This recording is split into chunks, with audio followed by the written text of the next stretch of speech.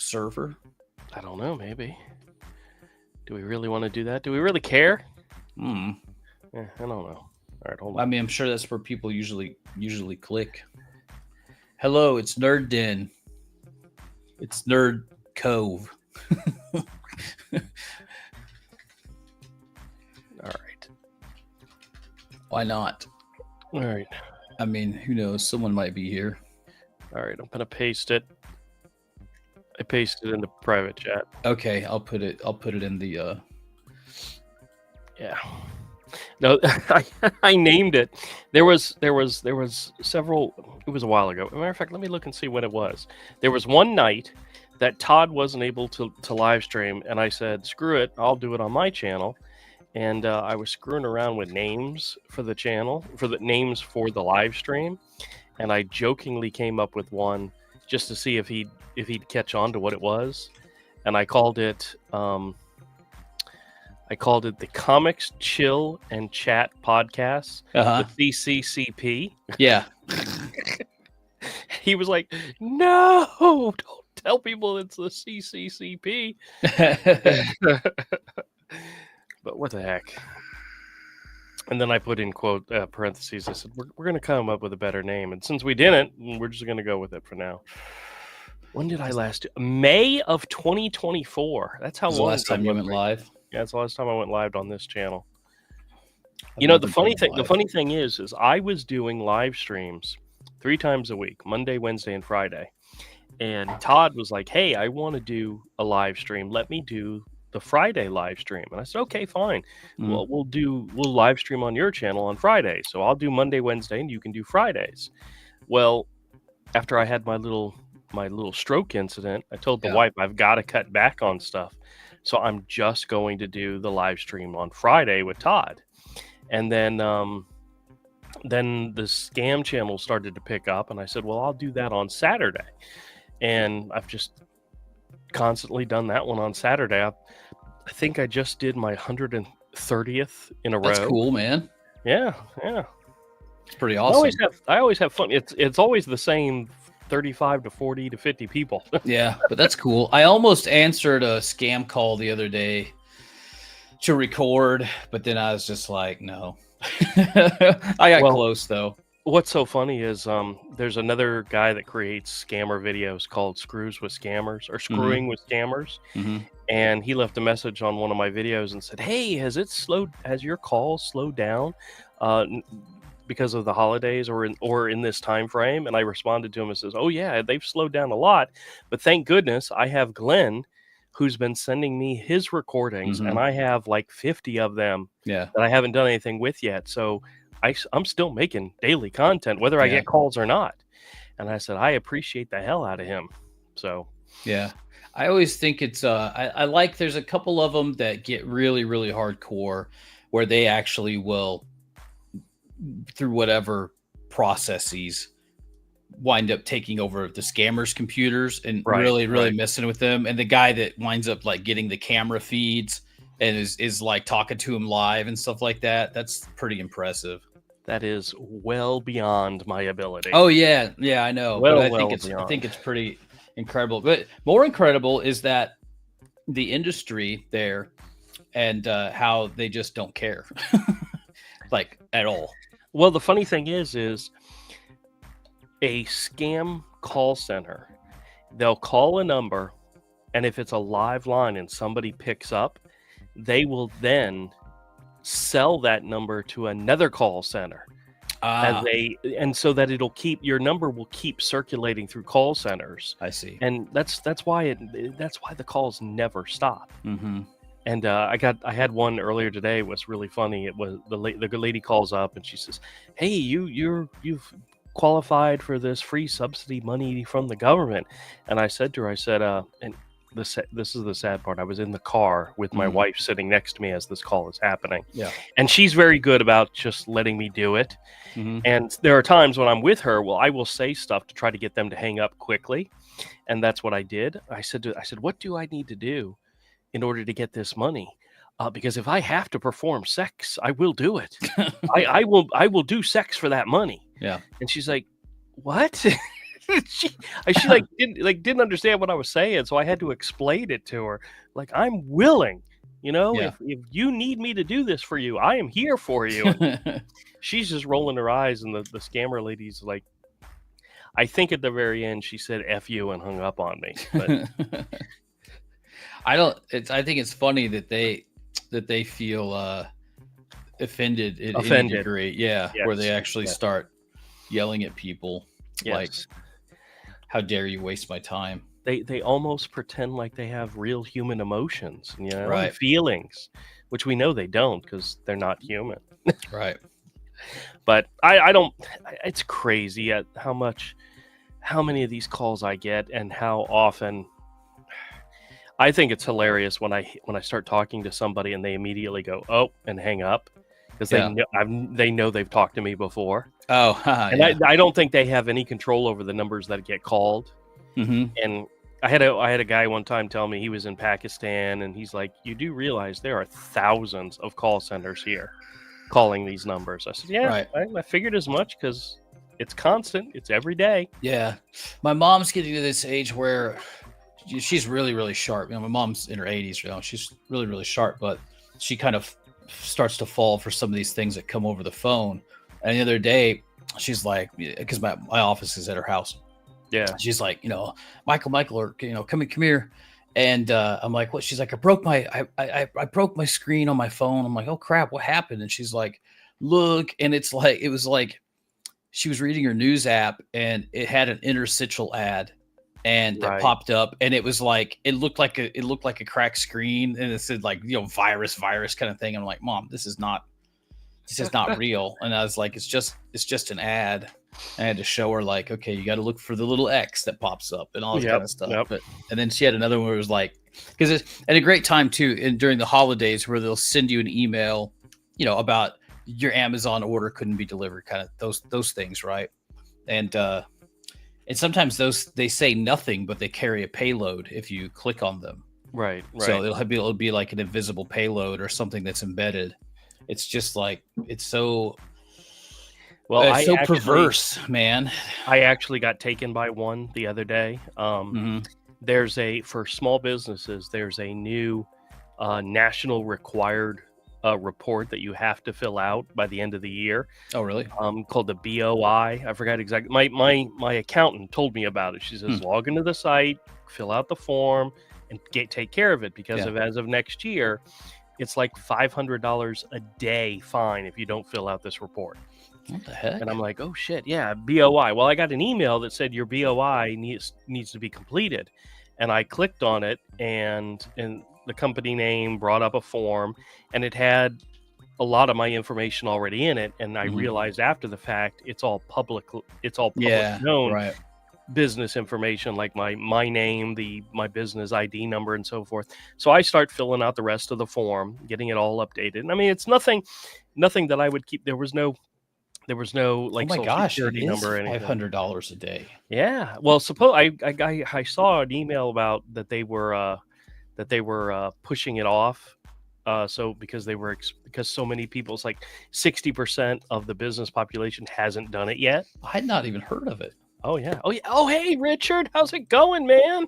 All right, we got Richard it. says, "Hey Andrew, how you doing? Was your Christmas good? Mine was great. It was very quiet for me. Fantastic. Actually, mine was really, really nice. We went to my parents' house for dinner. We had a really good time. My mom had some games. We played some games, and we had a lot of fun. And there was no drama." And Richard said, "Oh, Richard." Richard says Biden's IRS. Yeah, oh, man. Goodness great. Yeah, that's what it is. Even the FinCEN site that you're supposed to go fill this out at, yes, looks fake, and it's a .gov site. Like, yeah, I know. Well, I've been there and I've already done it, but when I got the email, I was like, did I forget to do something? So I started to fill it out again, and at one point it even says upload a picture of your ID, and I did it. And then I said submit it, and I submitted it, and then it brought up you have to pay $499. And I'm like, I'm like, crap. This is one of those companies that just sends out emails to every business and says, hey, we'll help you fill out this form. Just send us your information. Oh, by the way. And it's like, because it doesn't cost anything. Yeah. to fill out the form. It doesn't cost anything, but these Right. companies are trying to get companies to pay them to Right. do it. Right. Right. And I got so far, I even uploaded my driver's license. Ah. So they Yeah, have I my had driver's I had no license idea now. about this. I mean, I usually keep up on this kind of stuff in general, but Oh. no idea. Zach's here. What's All happening, right. Zach, man? Boys, Hello, Hey. sir. hey. How was your holiday? Oh, I didn't do anything. I just stayed home and warmed up a $10 pizza from 7-Eleven. That was the highlight. It's all right, man. Yeah, I've got no complaints. That sounds like a single guy, no family Christmas. Well, I was hoping to go visit my family in Virginia, but then I realized how much I hate traveling. Yeah. Just driving, and Florida to Virginia, that's like a 12-hour drive if you don't take any breaks. Yeah. Yeah. No, All right. Speaking of Biden's IRS, I got to bring up something, and I don't want to go. I'm not going political. I'm not Okay. really going political. But my wife, while we were driving somewhere today, she heard a news report, and it was involving Trump and his promise to leave the people still on death row, federal death row, on death row. Mm-hmm. And she was like, I heard something about Trump had commuted a whole bunch of death row inmate sentences. I said, no, dear, that's not what happened. It was Biden who did that. She's Yeah. like, what? And I said, honey, let me explain the story to you. And I told her, there are 42 people on federal death row, and Biden commuted to life in prison, 37 of them. Mm-hmm. And she says, I thought it was Trump that did that. It's like, honey, Trump's not president yet. You got to remember that. And she's like, the way the news like portrays it, Trump is president, and everything Yeah. that happens is on Trump. It's Yeah, the way yeah. they present it. And she was convinced that he had commuted a whole bunch of people. And I'm like, no, dear, it was not him. Right. And honestly, we know for a fact it wasn't Biden either. Somebody put it in front of him and he signed it. Of course. There's no way he's making a decision on that. But Yeah. anyway, if I can, I'll cut this part out of the live stream because we don't talk politics here. But it was what was getting me is that the way the media was describing it confused my wife Mm-hmm. to the point where she thought it was something Trump had done. Yeah. It's because they're talking about something Biden did, and then they throw Trump into the Well, conversation. Trump also is kind of, I guess, a little bit I don't know how uncharacteristic it is, but he's already making daily pundit speeches, right? About what he's going to do. And he's just like, why wait for whatever? I'm just going to start talking about everything I'm going to do. So it gets mixed up. Yes.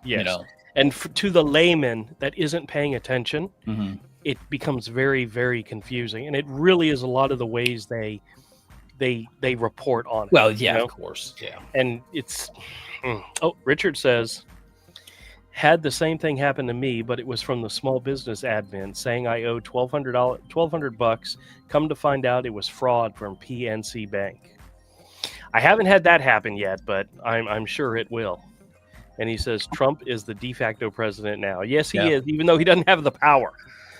There's a lot of people that think he's in charge and he's making decisions, but there's so much damage our current president can do before it's over, Yep. But oh well. All right, back to comics. Let's go. So I did go by the comic book store today, and I did actually pick up a couple of comics. These are comics that these are not first issues. These are because I like to try something new. Mm-hmm. These are actual like issue 2, issue 8, issue 2, issue 3 of series that I've picked up and have actually enjoyed. So I wanted to just highlight a few of them, show them off. This is Justice League Unlimited number 2. For anybody out there who DC has been starting to put out some really good books lately. Mm-hmm. I hate to say it, but I walked through the entire Marvel section and could not find a damn thing I wanted to buy. Nothing. I found 3 DCs and 2 independents that I bought. And because granted, this is Mark Waid, who we're not supposed to say his name, but it's Dan Mora on art, and Dan Mora is freaking fantastic. So I look forward. I enjoyed the hell out of the first issue. It was like constant, nonstop action and good story, and I'm looking forward to this issue because I know it's going to be more of the same. Why aren't we supposed to say Mark Waid's name? He's just evil. Oh, he's okay. He's a creep. Okay. Yeah. During the time of let's pile on and cancel people just because they don't like us, or they voted a certain way. He was one of those people that was out there, yammering against people just because they don't make the right decisions in life. Right. All right. The second one I bought was Black Canary Best of the Best #2. I wasn't really thrilled with the first issue. It's Tom King writing, and I really have not been a fan of Tom King's writing, but it's Ryan Sook on art, and Ryan Sook draws really, really pretty ladies, and there's a lot more action and adventure and fighting in this issue than the first issue. The plot of the whole storyline is that Black Canary is going into a no-holds-barred UFC type of fight against Lady Shiva to prove who is the best of the best. And Lady Shiva is the mother of Cassandra Cain, the Batgirl with that used to wear the black mask, and she's like this killer. So Lady Shiva is not a Johnny-come-lately. She's probably one of the greatest fighters in the DC universe, and Black Canary, who's not known to be a fighter like that, is taking her on, and we'll see how it goes. But I mean, fantastic art will get me almost every single time. So fair enough. Richard says, like Crazy Uncle Bill, great artist, but a real leftist jerk. Yes, abso-frickin-lutely. I've had this conversation with Avery and Todd before, and Avery is not one to separate the art from the artist, and I can do it. At least to a certain level, I can do it. There's some artists who I know are crazy ass people, but I still enjoy their artwork. Crazy Uncle Bill is who we refer to, Bill Sienkiewicz. He's way out there, but his art is just gorgeous. So the other DC book I picked up was Absolute Wonder Woman #3. Oh, you said you were liking that one. I'm digging it. The art style is not my cup of tea, but the story, the way they're developing it, I'm down for the ride. I'll read issue 3, and if I'm ready for 4, great. You know what I found out that I was rather disappointed with? I found in the solicitation for Absolute Batman that they're going to have a guest artist like in issue #4. Already a guest artist. Well, supposedly the story is it's going to tell like some of his upbringing, his origin. Oh, okay. So it's like they're going to get a different artist to do it. Yeah, but I mean, the montage artist. Probably. But what sucks is that you get a good writer and a good artist on a book. You got to give them 4 issues. Isn't enough to gel. No, it's not. Yeah. But of course, I'm a sucker and I'll probably pick it up, but we'll see. But I haven't read any of these yet, so I'm looking forward to them. But this one was more. I'm enjoying the story more than the art, but I like the art too. So this is probably one of the only that I got because I'm digging the story. Okay. So the next 2 are both Ghost Machine books from Image Comics. We've got Hornsby and Halo #2. Which I thought the first issue was really cute. So I'm looking forward to seeing what they do with the second issue. The art is by Peter Snejbjerg. I've never followed the guy. I don't know anything about him, but it's really clear. It's really clean. It's good. So I'm enjoying it for that. And then the last one I got, of course, is probably one of the best Ghost Machine books out there right now. It's Redcoat. Redcoat has Brian Hitch on art and is very much a gorgeous. This is issue 8, and he's still doing the art. I think he took like a month off. They took a month out of the schedule where they skipped an issue, but he's been doing the art and just knocks it out of the park with every issue. I assume that's a period piece by the title and. It is. Well, the fact it's a character who was introduced during the Revolutionary War, and by happenstance was granted immortality. Okay. And like he's currently alive in present day, but this Okay. is kind of his adventures through. Okay. And the funny thing is he's not the only historical character who was granted immortality. Mhm. George Washington. Actually, no, I don't want to spoil that part. Benedict Arnold, Johnny Appleseed. There's a bunch of historical figures that have immortality, and he's not historical in the fact that you don't know who he is, Mhm. but his story is freaking awesome, That's cool. and I'm enjoying the hell out Man, of I it. wish George Washington was immortal, and Thomas Jefferson. That's who we need right Well, now. they portrayed George Washington as the big bad guy for the Mm. longest time. And there was a twist, and I'm not going to spoil it for you, but this is one of those books that if they put like an oversized hardback collection of the entire series with I will one day grab it and own it because I've I'm gonna have enjoyed to look reading up it some that much. interiors and see. Oh yeah. Let's see what it looks like. Richard says Batman was great when Neil Adams was doing the art. Stories were great as well. I never got into the Neil Adams age. I've seen a lot of the covers and have enjoyed those, but I never was buying it when Neil Adams, because when I started collecting comics in the mid '80s, it was G.I. Joe and Transformers. You know, Mhm. I wasn't into the superhero stuff, Mhm. so Yeah. that came much later for me. And he also says, especially the Ra's al Ghul. Oh yeah. There was a Ra's al Ghul book that came out that Neil Adams, I'm not sure if he did the interior or if he did the story, but he definitely did the covers, and it was pretty cool. And I remember flipping through that and reading some of that. So excellent. So you guys want to see some slab books that were Slab it up, baby. Yeah. Yeah. Well, so here's the funny thing. I'm going to highlight me just to make it a little bit easier. I actually have 12 books that I picked up, Mhm. all from the same dealer, somebody I've dealt with in the past. Hold on a second. Richard says, George was a high-level Freemason corrupt organization. Yeah, not anymore because I'm a Freemason and it's all just a bunch of old dudes There's telling some of dick that. and fart jokes. There's some of that in the story Redcoat. There is some based on historical fact, but also twisted to where, George Washington, his axe that he apparently chopped down the cherry tree and told his dad so he would never lie, was actually a killer of immortals. It's been imbued with a power that'll kill an immortal. So I mean, they take historical stuff and add stuff to it to make it part of the story, and It's fun though. it's just it's great. It's great. Like one of his best friends, or one of the characters he meets as a kid in the story, who becomes like his sidekick, Mhm. is Albert Einstein as a Mm. kid. And there's a real touching issue in which he is with Albert on his deathbed, and it's really, really, really touching. But it's good stuff. And like I said, Brian Hitch's art is fantastic.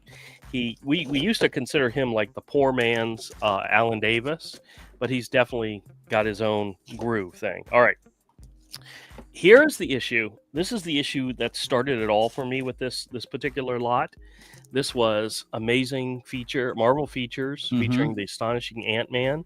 And this is definitely going to inspire a Pink Wasp illustration that I want to do. Cool.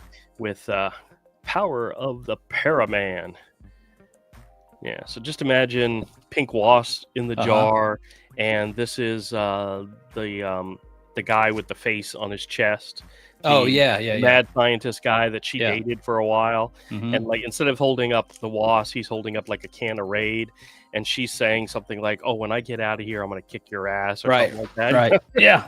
Something very. But I saw this issue, and I just had to have it. Yeah. And believe it or not, of every book in this stack, I didn't pay more than $18 for each book. Most of them were less. This was actually the most expensive book I bought, and I bought it for $18. The cheapest book I got in this lot was less than $5. Okay. So for a slab? For a slab book. Okay. Yeah. Sometimes you can get a deal. Nice. There's a couple just random ones. This is Heroes for Hire, Luke Cage Heroes for Hire, issue number 4. Cool. Just had a good cover. Yeah. every time I look at some of these old 70s comics, especially the covers, I say to myself, that is an adult fantasy cover right there. Yeah. You just imagine a character from adult fantasy, like having somebody throw, what is this, a car? Oh, it's a slot machine. Or it's a shooting gun arcade game. Oh, okay. Yeah. Yeah. Yeah, and you see the phantom of the 42nd Street back there. Yeah. Just fun. Fun. This was a random Thor issue I picked up. It was an 8.0 issue number 216. It's a cool cover. It's got a lot of action in it. Mhm. But I mean, The a lot of 4D, these just scream, adult fantasy. Mhm. Or inspiration for adult fantasy, This is issues 1, 2, and 4 of the Power of Warlock, Night of the Man Beast, with a fantastic Gil Kane cover. Now, this is a low grade. 3.5 is pretty low. I mean, it's not worth that much money, but man, does that not look pretty? Yeah, it looks good. Yep. Same thing It's really with nice. Same thing with issue number 2, which was a 4.5. Oh, cool. Another Yep. nice looking Gil Kane book.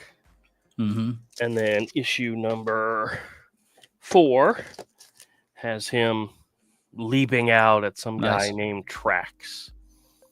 And these are just all really good looking, Yep. just pretty looking books, Hold on a second, let's see. Richard says, those were some great covers in that era. Oh yes, I am thoroughly loving 70s Marvel. And he says Warlock had some great stories. I'm sad that I never got to read those, but I just bought them for the covers. I think they look great. Now the next group is a bunch of Forever People. There was only 11 issues in the original run of Forever People, and that's a DC comic with Jack Kirby. Mm-hmm. And I bought a bunch of them. I missed out on a couple of them of the earlier issues. Let me start from the beginning. This is issue number 4. This is an 8.5 copy with some really pretty, wonderful looking Jack Kirby goodness there on the cover. Another great example of inspiration for potentially adult fantasy covers. That was 4. Let's see. Trying to keep it in order. This is issue number 7. Wild. Not a lot. I mean, there's some action in the front, and you got the Forever People in the background. Yeah. Still, I mean, it's still nice. It's Jack Kirby. It is. Yeah. I mean, yeah. Yeah. Then we have issue number 8. This is cool. Yep. You got some girl that's there. She's a slave girl. Mm-hmm. You gotta love that. You got the KKK inspired bad guy looking there. That was a big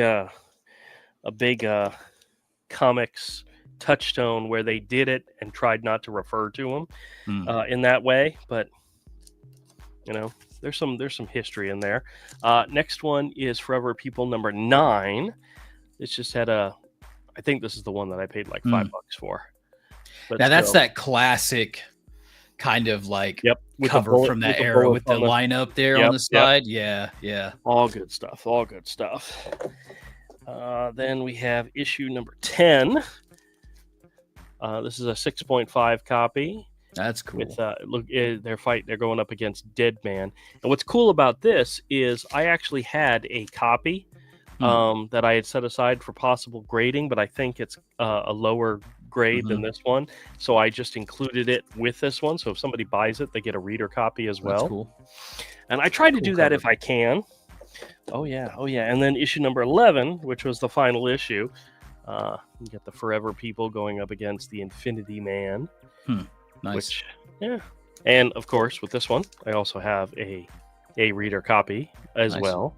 So whoever buys these, and these are all going to be like super cheap. I mean, probably $20-$25 a piece type of thing. So I'll put them in the store and see what happens. Cool. So, yeah. Nice little grab bag.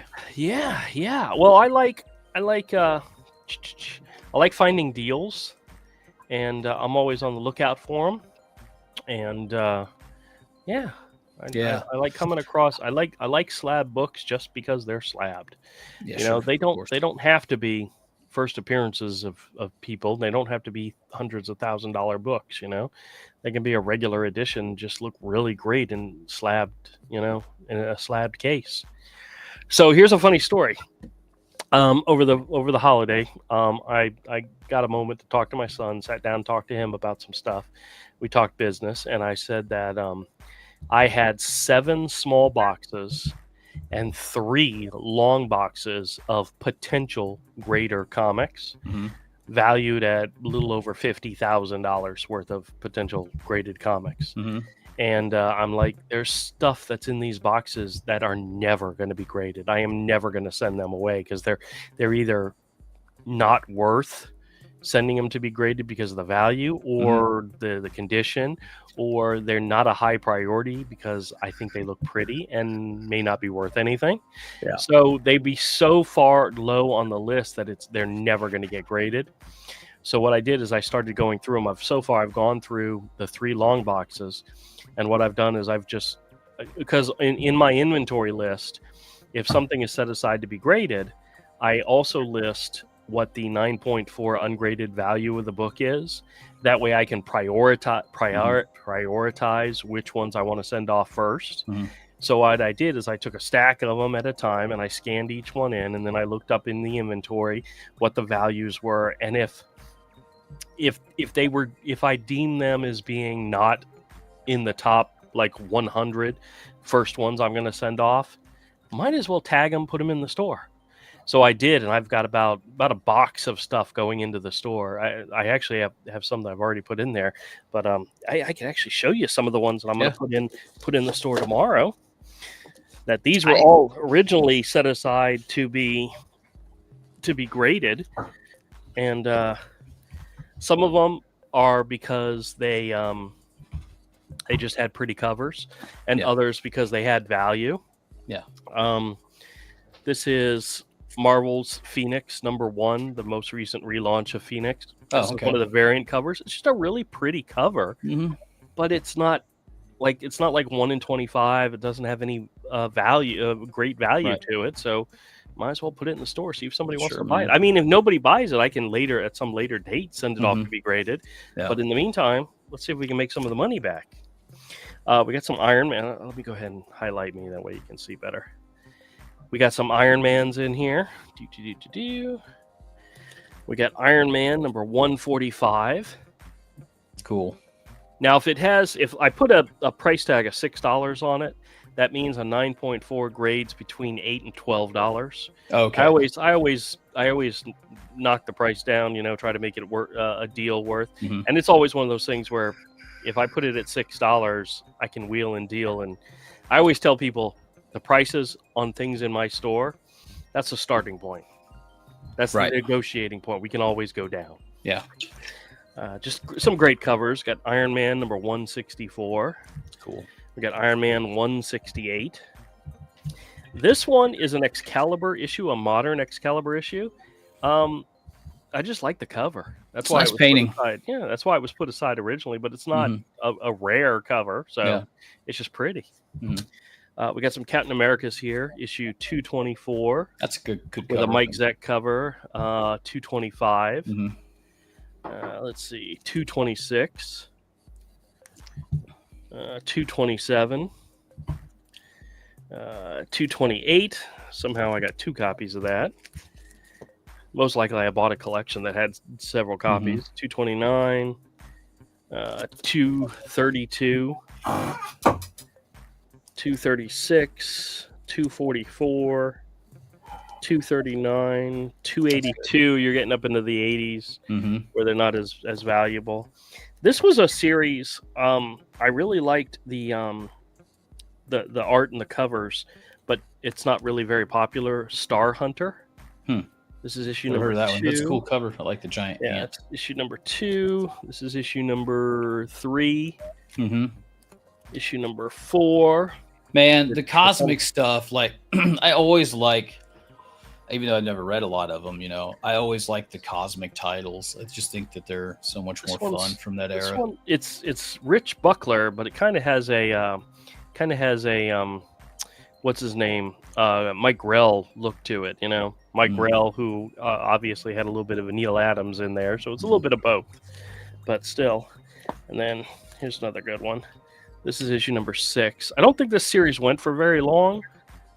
It's not very popular, but they're really nice old issues. So yeah, definitely worth bringing into the store and seeing if somebody wants them. Let's see what else we got here.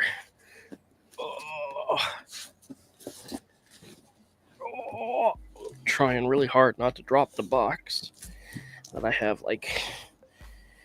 Okay, let's see. Another Steel Hunter, issue number 7.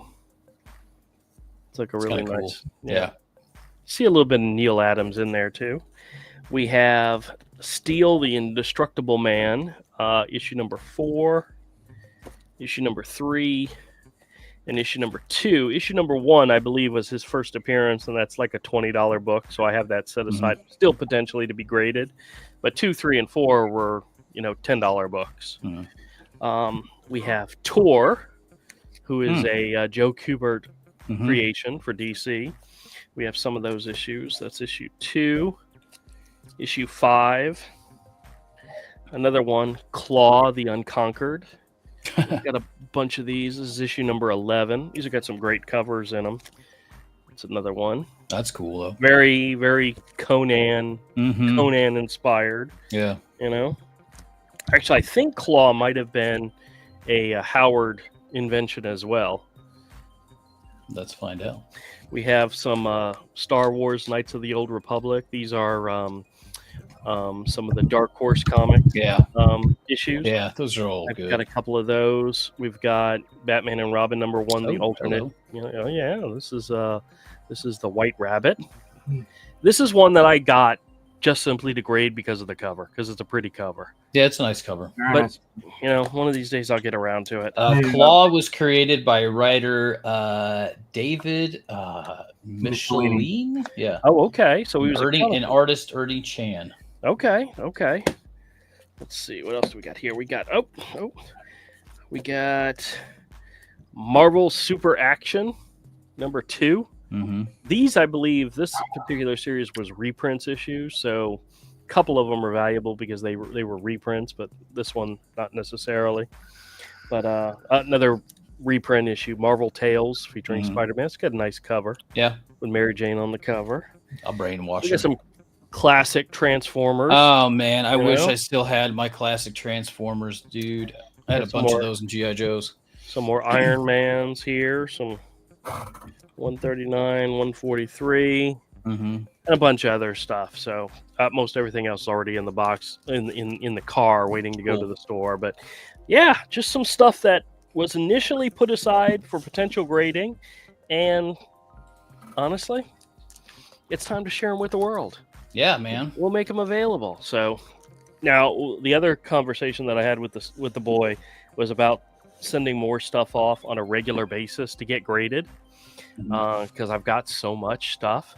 We need to start, cycling through and sending stuff in, and so I've got a lot of 12 books currently at CGC, 9 of which are mine. 3 are for somebody else, for other customers, but 9 of which are mine. And we'll see how they come back, and then we will. I don't want to wait till I get them back to send more, because that's like having to wait. I sent it on the 5th. The package was received on the 9th of December. It hasn't been put into their system yet, so they haven't started the process. And it usually takes 3 to 4 weeks once it's in their system.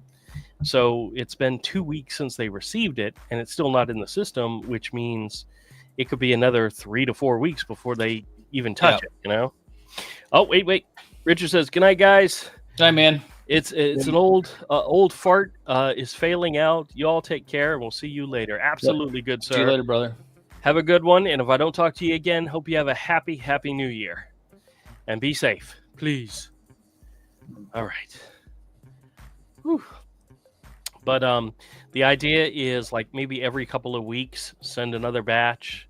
But it's all a matter of having the money to do it, because you have to when you fill out the form, you have to pay. Well, no, let me rephrase that.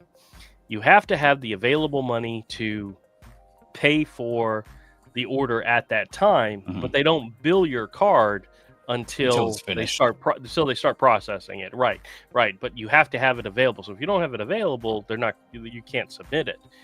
So it's a juggling act. It's about having available in one place and being able to put it in the mail, get it there, and get ready for the next one. So yeah, I've got a stack of some older stuff that I know is gonna be good. I just gotta put it all together and get it out there. And I've been pressing more and more stuff.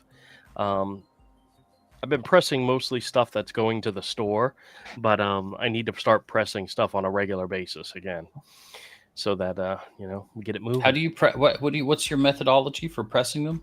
I do what they would consider a quick press, where what I do is I take a comic and I put a magazine size backboard in the middle, which protects the comic from the staples. Because if you press the comic into the paper into the staples, you can damage the paper. So you put a magazine size backboard in the middle to protect the staples. Then you put two pieces of cardstock paper between the cover and the last page and the cover and the first page, just to keep them from mushing together. And then you use a what is this thing called? Oh, a steamer? Steamer. Yeah, use a steamer, and with distilled water, and you steam the cover. And what I do is I steam the front, I steam the back, and then I steam like down the middle. I don't steam each and every single page, because usually it's the covers that need the most attention. Sometimes you'll have a book where the pages might have gotten folded in, and as long as you straighten them out and give them a little bit of moisture, they can flatten a lot better. Then you put them on the heat press for about 20 minutes, and then you turn off the press and let it cool down naturally, and you let it sit for several hours. You're supposed to let it sit for like 8 hours. I usually try to do 4 to 6. Try to do at least, I could do, if the comics are not important to me, like if they're not ones that I'm going to be grading, I'm just trying to make them look better, I could do 3 rounds a day, first thing in the morning, middle of the day, and right before bed. And then, do you actually have some kind of press thing? Oh yeah. That's what that thing. Oh, that's what that is behind you. Okay. I see now. Yeah. Okay. It's a heat press. You heat it up to 160 degrees and you squish the comics. Just curious, because I have a lot of my comics and they're in good shape. I'd like to go and price them sometime, but a lot of them have been stacked, so there's some like rolls and things like that, even though they're objectively otherwise in really great condition. Yep. So yeah, just curious about that. I need to go through and like bag and board the ones that are good or the ones that I love the most. Yeah. Well, if there's rolls in the spines, you can help fix that problem by first doing them flat and then folding them and then pressing them folded. I actually have a stack of ones that I pressed flat first.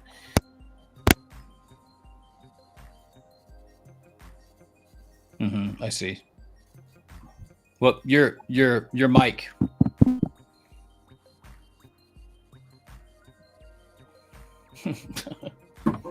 That'll help.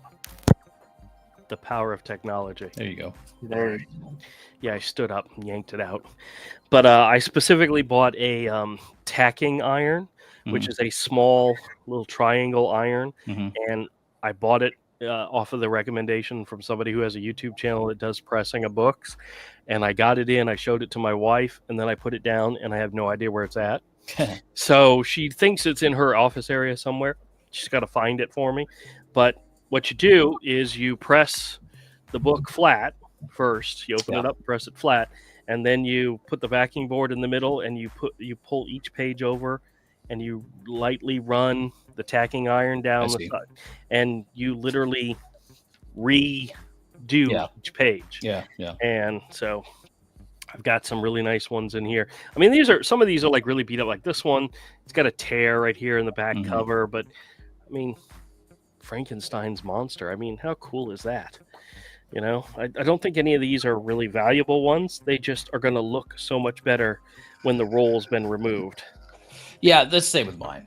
Like, I don't think I have anything. There might be a couple that are worth, I don't know, upwards of $100 maybe. Well, here's one that I did flat first. This is a Daredevil issue, Daredevil and Black Widow. But you can tell at the very top the staples already come off the cover. So I mean, these are not going to be valuable books, but I'm giving it a shot to try to improve the look of them. Whether none of these will probably ever get graded, unless there's something in here that's what I found is that the more valuable it is, it doesn't matter what the grade is. You know, whether it's a low grade or a high grade or a medium grade, or even, it doesn't matter. There's some things that are just worth it to get graded. So none of these are in that list. That's why I'm kind of just playing with them. But I've got a couple that have some pretty decent value to them. So they need to be pressed, they need to look pretty, and they need to be sent off to get graded. Cool. So I got some, I noticed a lot of updates coming in for the Planet Comic-Con in Kansas City, which is in March.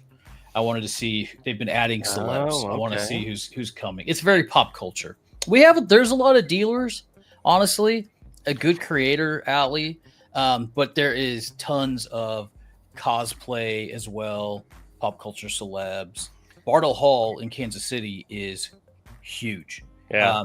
I mean, I think it's probably something like 4 football fields long, and then which is filled, and then you have downstairs where they have theaters and breakout rooms and conference rooms where they'll do stuff as well. But yeah, I wanted to take a look because my daughter told me they updated a bunch of stuff to see who they've got. Hopefully they've got some A-list coming. Okay, Andy Serkis, that's cool. Matthew Lillard, he was there last year and his line was insane. Oh yeah. Yeah, my daughter actually made, I think I showed it on cam. She made like because he was in Scream plus Five Nights at Freddy's. So she made this kind of mashup thing because there was a scene in Five Nights at Freddy's where he does this like wipe of blood off the knife, which was a throwback to Scream. So she made some art for him and was really disappointed. She didn't get to meet him, but she wrote him a message. So hopefully this year she'll be able to go back and say, hey, do you remember that piece of art that I did? Skeet Ulrich, I think he was there last year too. Katie Sackhoff, that's cool. Mike Coulter, he was in Luke Cage, I guess. I never watched Luke Cage, actually. It was good. Luke Cage was good. Carla Gugino, The Watchmen. The movie or the show? The movie. She played the original Silk Spectre. Okay, yeah. But she's been in a lot of stuff. She's great. Yeah. Amy Jo Johnson, an astronaut, a real astronaut. That's cool. Don Bluth, that's cool. I don't think he's been there before. He was at MegaCon last year. Yeah, I remember you showed the things. Tim Daly. Oh, they've got the new cast of Rick and Morty. They usually bring in at least one cast from an anime series. Saved by the Bell. Okay. Mario and Elizabeth Berkley. And 90210. Awesome. That's pretty fucking lame. Like, who cares? I don't care about any of those people. And I'm not exactly sure what they have to do with comics or pop culture. Pam Grier, Jim Beaver. Okay. That is a little weak. I hope they are saving the best for last. Because usually we have stuff. We have like, Giancarlo Esposito. We had Shatner and all the Star Trek people a couple years ago. They usually pull in some really, really freaking big names, and this is not it. Creator Al, let's see. Anybody? I don't know a lot of these people. Doug Mankey's good. Scotty Young, yeah. Jeff DeCal. T.P. Roth. I don't think I know who that is. J.P. Roth. J.P. Yeah. Yeah, not familiar. Dawn. Okay, now I'm getting into people I've never heard of. Yeah. That was quick. Yeah, I don't think. I guess this may be still a little early. Riley Brown's good. Phil Hester's good. This Jose Luis Garcia Lopez. Oh yeah, classic. Yeah, Jimmy and Amanda, they come every year, man. Oh yeah. They like KC a lot. Kevin Nolan, fantastic. That's awesome. Yeah, Kevin Nolan. Okay, is that it?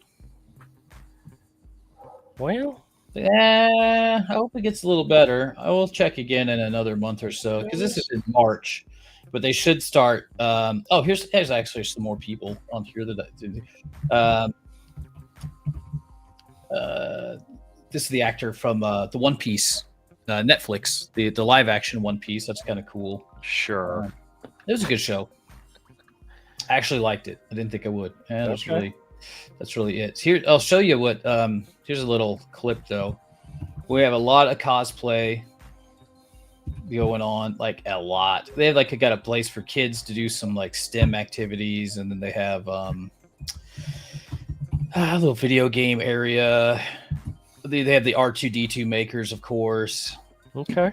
Yeah, but we actually get a lot. I mean, there's probably, I would say 40 to 50,000 people that come through over the course of the weekend. They had the G.I. Joe cosplayers are some of the best, though. Did they show the little booth that they made? Oh, yeah. They had like a booth where you would be like the experiment that you could kind of stand in. They always have the Ghostbusters guys with the, of course, yeah. with the fake, not with the almost the thing. Wand dealers. We've got Renaissance Festival. It's a lot of vendors though. But it's fun. I mean, there's stuff. I mean, there is a crap ton of cosplay. They have several cosplay, what do you call contests throughout the weekend. And it's just like, it's just a little rinky dink Kansas City, but there's so many people that come from all over the place. I didn't see that guy. The C3PO, of course, furries. There you go. Get.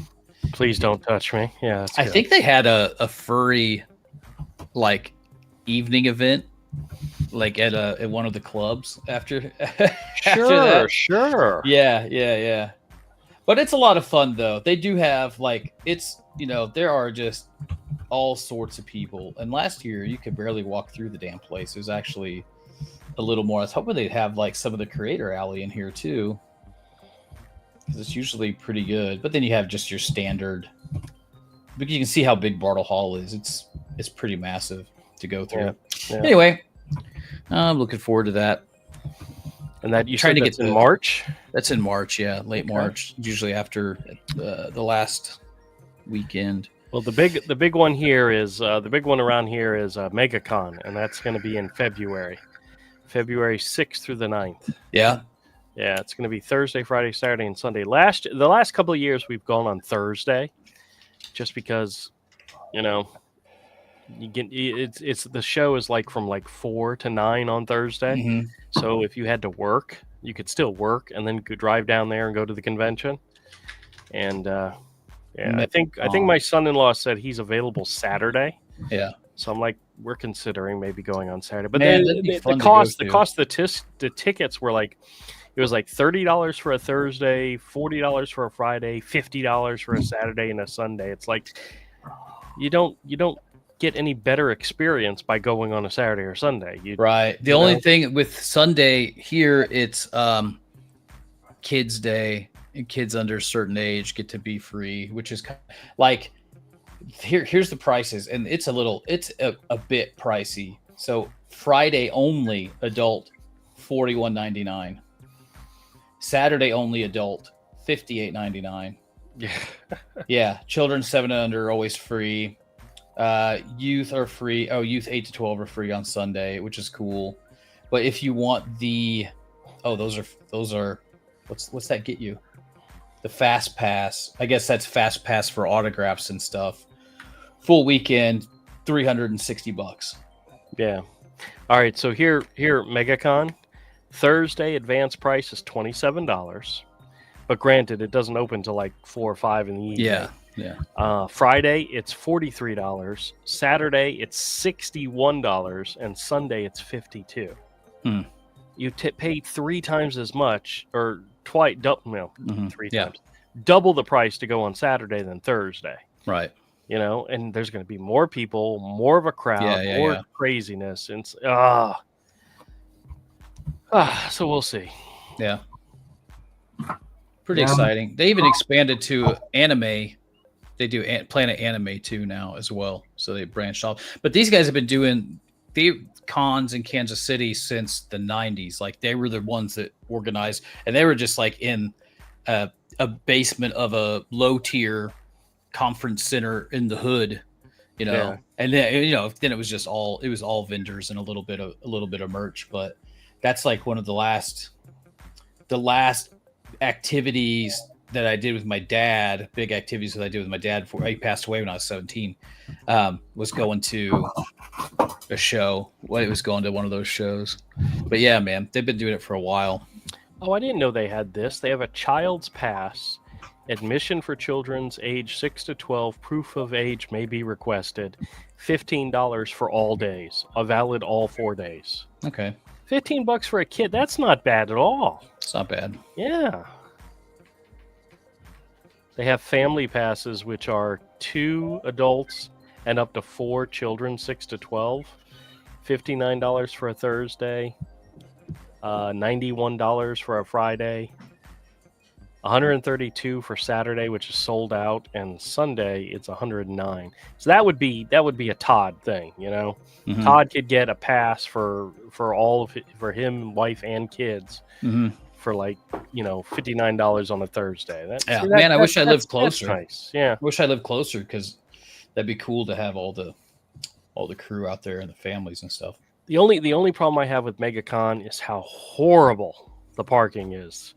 If you're going to park in like one of the parking lots, you're going to be out in BFE. Oh, bro, that is the same with because there aren't that many parking garages, and it's downtown, and Casey's old, so we usually have to walk. I mean, 7-8 blocks to get up to the actual place. Yeah, unless we get lucky and we get one of the garages. Most of the garages are for business and they're private, and they have them closed off, or they charge you like ungodly amounts. There was a year that I went to Atlanta for Dragon Con, and it was 2017 because that was the year after I left Citibank and I had a whole bunch of money, and they recommended that you pre-purchase a parking pass at one of the parking garages.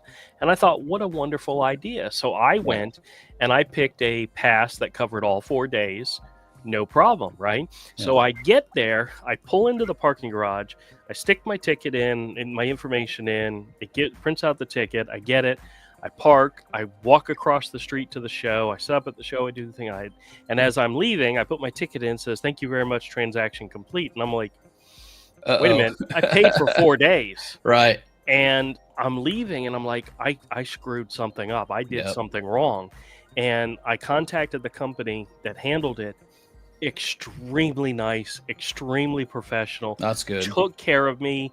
What the lady said, what I had actually done is I had registered for a 4-day parking, and she said what I had signed up for is like if you were staying at the hotel and you parked on day 1 and then left on day 4. Yes, exactly. And I'm like, oh no, I was staying with a buddy of mine. She says, in the future, you buy 4 individual days. I see. Yeah. And she said, that's no problem. I'll take care of it. There was no additional charge, no nothing. She took the money that I had spent. That's good. They took care of the whole thing. They made it so easy. But I pulled my ticket out on the first day when I was leaving, and it says transaction complete. And I'm thinking to myself, what the hell did I just do? Right. Yeah. It's like, what else do you do? Exactly. I literally paid for 4 days and used it for 1.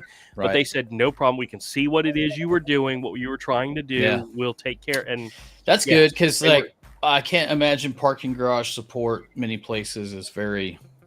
Yeah, but no, they were great. They were. I don't remember the name of the company. I don't remember anything about it other than the fact that Dragon Con recommended. Yeah, the parking garage companies. Yeah. There was depending on which parking garage you wanted to go to, there were different companies, and they recommended the ones, and it was so easy. I mean, I thought it was freaking-tastic. That's cool. I knew exactly where I was supposed to go. I went in, It was great. It was great. It's always And- nice when you Yeah. get the simple act of just good customer service. Yep.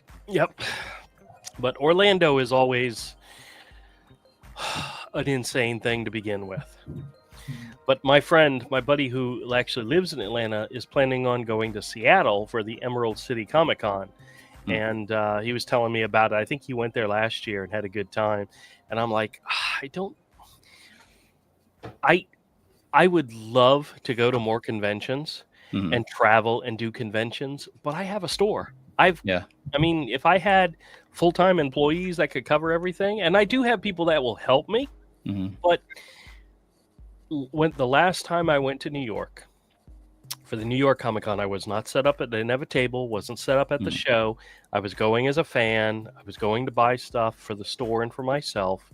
And I told my brother-in-law, I walked out the front door and it had cost me $1,000 for the plane tickets, for the admission, for everything that we needed to go on the trip. I had walked out the door, hadn't even gotten to the airport yet, and I'd already spent $1,000. Oh yeah. And it's I like, know. you know, you can, if you have the money, you can do that, and if you can recoup it, that's great. It's insane expensive. I mean, that's every time I go to a crypto convention, you know. I mean, like, I don't fully self-fund these things. You know, it's usually on someone I'm representing or something like that. But Right. My wife gets mad at me because I never ask for enough money, because, you know, I will get to the airport and be like, well, I need a drink, I need some snacks, or oops, I forgot my neck pillow for like the 5th time. I have like 5 neck pillows at home. I always forget them, but man, I'm not getting on a plane without one. So by the time I even get out of the airport, well, shit, man, there's $100, and I've been there for 5 minutes, and it's always way more expensive than I ever even try to slightly anticipate. All right, so now I just found something I hadn't noticed. They have MegaCon Orlando parking. They have the Lot 1 North and South lot. This is the closest to the venue. Thursday is 50% full. Friday and Saturday are 75% full, and Sunday's 50% full. There's Lot 3, which is a shuttle will be provided. They're only 25% full.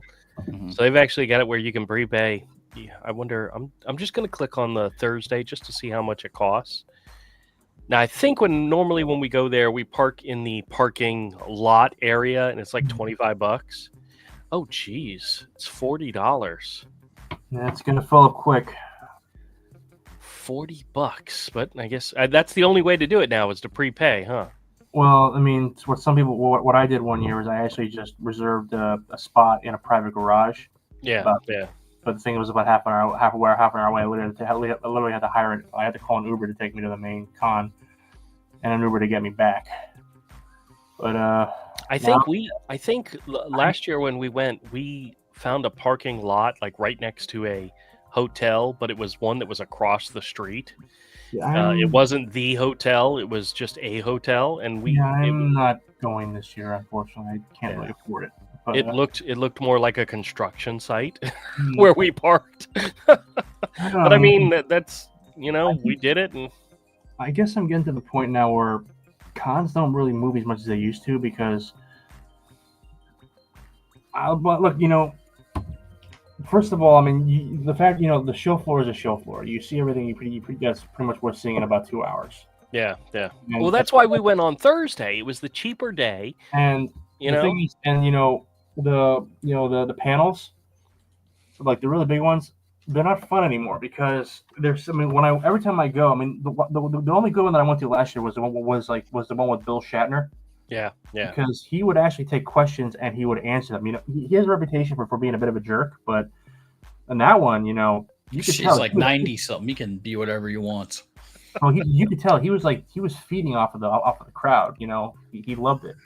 You could tell he was having fun. Also, Sam Raimi was there, and I wish that panel was longer than 30 minutes, because he would just go off on tangents, and it was a joy to hear him. But all the others, I just find that most panels, it's all canned questions.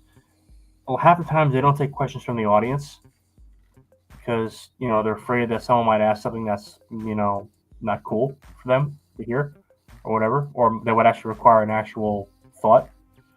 But I don't know. I mean, it's just, I always walk away thinking, okay, I sat in line for an hour, holding my bladder in to hold my place in line, and all you basically did was basically like an elongated press release. I want my money back. But yeah. But no, so also, I mean, if I could afford it, I'd go. But the way, I mean, if I ever go back there, if I ever have money again, I'm gonna do the full package. Yeah. Like, and hotel, 4-day pass, all of it. Go and also, and maybe if I can go to some of those really, really perverted after parties. Oh, jeez. I mean, seriously, man, because and there's like you see flyers all over. It's like, come to our, sci-fi themed sex party afterwards. I mean, hey, more power to you, but I'm down. On one hand, I'd go just for the shock value to see a bunch of like slutty, overweight nerds, making out with each other. But on the other hand, I would probably have trouble sleeping for a while afterwards, because every time you close your eyes, you see you see things that you cannot unsee.